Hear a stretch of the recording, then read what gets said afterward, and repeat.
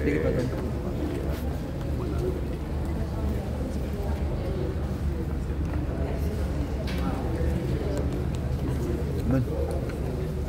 Cek cek cek.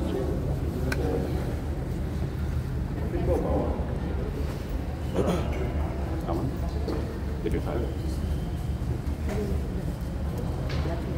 Baik, hari ini tentunya satu saat yang penting dalam proses persidangan perkara Hiperbola yang sudah berjalan kira-kira 4 bulan ya, yaitu saya diperiksa eksaminasi silang oleh jaksa penuntut, penasihat hukum saya sendiri, dan juga nanti oleh majelis hakim.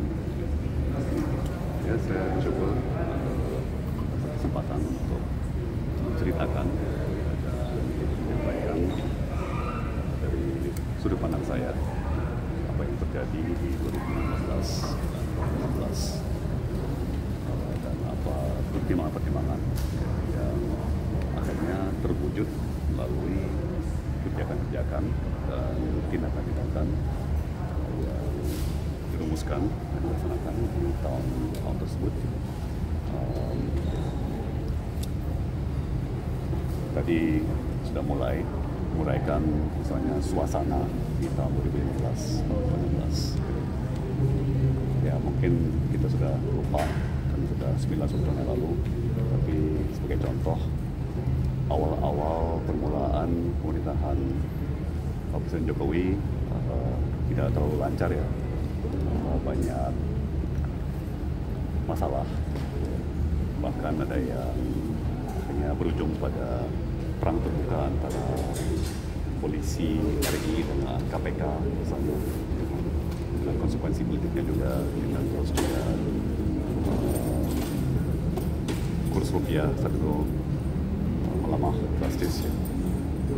Memang kondisi yang cukup menantang. Suasana seperti itu, Presiden memutuskan untuk melakukan reshuffle kabinet, di mana saya ditunjuk sebagai Menteri Perdagangan menggantikan Menteri Pendahuluan Pak Rahman Powell. Ya, dan salah satu tantangan yang kita hadapi saat itu adalah gejolak harga pangan, ya bukan hanya gula, tapi juga beras, daging sapi, jagung itu pakan ternak untuk konsumsi ayam. Jadi harga ayam, harga telur juga sempat mengalami kenaikan yang luar biasa, bahkan harga bawang merah dan sebagainya ya. Jadi tadi kita sudah mulai-mulaikan konteksnya ya, konteks makro ekonomi, konteks suasana kebijakan berlaku seperti itu. Kemudian tadi setengah iseng kami bawa contoh ya, gula mentah, gula rafinasi dan gula putih ya. Karena saya agak bete beberapa sidang yang lalu ada penuntut yang bilang bahwa kan bahaya sekali kalau sampai gula rafinasi itu dikonsumsi oleh masyarakat ya, banyak orang tidak ketahui ya, gula rafinasi itu lebih bersih ya, lebih murni daripada yang kita kenal sebagai gula putih ya, gula konsumsi. Jadi tadi kita ada bawa sampelnya, kita perlihatkan kepada hakim, kepada jaksa ya, kemudian saya ambil 1 sendok gula rafinasi dan saya mengkonsumsinya sendiri ya kan. Jadi mari kita lihat bersama, kita pantau apakah pada akhir hari ini atau pada akhir minggu ini saya mengalami gangguan kesehatan akibat mengkonsumsi gula rafinasi yang oleh seorang penuntut di beberapa sidang yang lalu sempat dibilang bahaya sekali kalau sampai dikonsumsi oleh masyarakat ya. Jadi sekaligus mengkoreksi mispersepsi atau tidak akuratan pernyataan-pernyataan persidangan. Ada pertanyaan atau? Pak Tom, boleh penegasan soal Anda kan sempat bilang Pak Presiden Jokowi juga mengusulkan atau menginstruksikan atau memerintahkan menjaga menstabilkan stok pangan, dalam hal ini juga stok gula nasional. Bisa Anda jelaskan penafsiran Anda sehingga Anda melakukan impor pada tahun 2015 itu? Jadi memang sebelum saya ditunjuk sebagai Menteri Perdagangan, boleh dibilang impor bahan pangan itu sangat minim. Mulai dari awal-awal pemerintahan Jokowi sampai saya menjabat itu impor pangan sangat minim, dengan konsekuensi bahwa stok semua bahan pangan menipis. Yang kemudian ya sesuai hukum pasar berujung pada harga-harga bahan pangan semuanya naik drastis. Ya dalam jangka pendek satu-satunya cara untuk mengatasi menipisnya stok bahan pangan adalah dengan mengimpor. Ya. Jadi tadi juga sempat kami jelaskan kalau sekedar mencoba membeli dari produsen dalam negeri itu efeknya kantong kiri kantong kanan. Ya, itu hanya memindahkan stok dari satu tempat dalam negeri ke tempat dalam negeri yang lain, ya, tapi tidak menambah pada stok nasional. Ya, bayangin kalau saya mau nambah jumlah uang di kantong ibu ada bapak, ya kan? Cuma pindahin 1.000 perak dari kantong kiri ke kantong kanan, apakah uang ibu ada bapak nambah? Nah kan, saya harus memberi gitu ya, harus dari sumber ketiga dari luar, harus ada stok masuk untuk stok nasional bertambah gitu ya. Jadi itu sesederhana itu sebetulnya ya, kalau memang stok menipis dan seluruh produksi dalam negeri sudah terserap sehingga tidak ada sisa, ya udah kita impor ya. Tapi kan yang harus kita jaga adalah kita pastikan semua produksi dalam negeri sudah terserap ya, dan itu yang dibenarkan oleh saksi beberapa sidang yang lalu, yaitu Ketua Asosiasi Petani Tebu Republik Indonesia. Dia mengatakan ya di 2016 seluruh tebu petani terserap dan harga jual mereka, harga lelang itu selalu di atas harga minimum, maksudnya atas harga patokan petani. Jadi ya, kalau semua produksi dalam negeri sudah habis terserap tapi masih ada kekurangan sehingga stok menipis, ya tentunya baru kita impor. Bahkan terkait perintah presiden tadi, apakah itu termasuk keterlibatan operasi planning policy dalam operasi pangan policy? Betul sekali. Saya saat menjabat Menteri Perdagangan menerima beberapa pengajuan oleh Induk Koperasi Angkatan Darat, oleh Induk Koperasi TNI Polri, ya kan,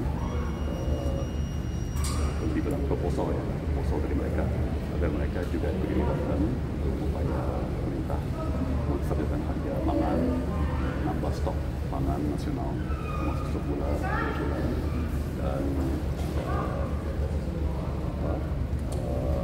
surat-surat tersebut kami jawab dengan tembusan kepada Kepala Staf Angkatan Darat dan kepada Kapolri, dan juga korespondensinya ditembuskan ke menteri-menteri lain, dan dari saksi-saksi induk-induk operasi tersebut, Angkatan Darat, operasi TNI Polri, bisa sebelumnya ya, mereka mengatakan dapat perintah langsung dari Presiden ke Panglima TNI dan Kapolri secara lisan secara jelas para pengelola operasi tersebut menjalankan perintah dari atasan mereka, Kepala Staf Angkatan Darat dan Kapolri.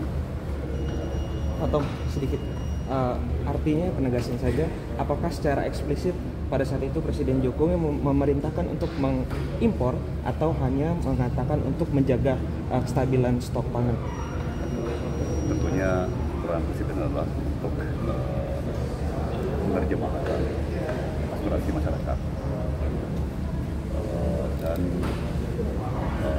hasil proses politik ya, menjadi kebijakan. Jadi arahan dan perintah beliau adalah untuk segera menstabilkan harga yang tentunya lagi sesuai dengan pasar, hanya bisa dicapai melalui dengan stok yang cukup, dan kalau bisa melimpah ya, stok melimpah sampai harga naik. Dan syukur beliau menerjemahkan perintah beliau juga ke sebuah peraturan presiden, yaitu Perpres 71 tahun 2015, di mana jelas-jelas dikatakan bila mana ada perkembangan harga sebuah bahan pokok yang dapat mengganggu perdagangan di Indonesia atau perekonomian, maka Menteri Perdagangan ya, agar segera menindak perkembangan harga tersebut, termasuk melalui impor. Ya. Dan Perpres 71 tahun 2015 itu ya, juga mengatakan bahwa Menteri Perdagangan dapat menugaskan BUMN, ya, dapat menugaskan BUMN, ya, tidak wajib menugaskan BUMN, tapi bisa BUMN, bisa yang lain, ya, koperasi, asosiasi petani, sebagainya. Yang kedua, BUMN yang ditugaskan dapat bekerja sama dengan badan usaha lainnya. Ya, tentunya berarti termasuk swasta. Jadi saya sangat bersyukur bahwa saat itu Presiden dan pejabat,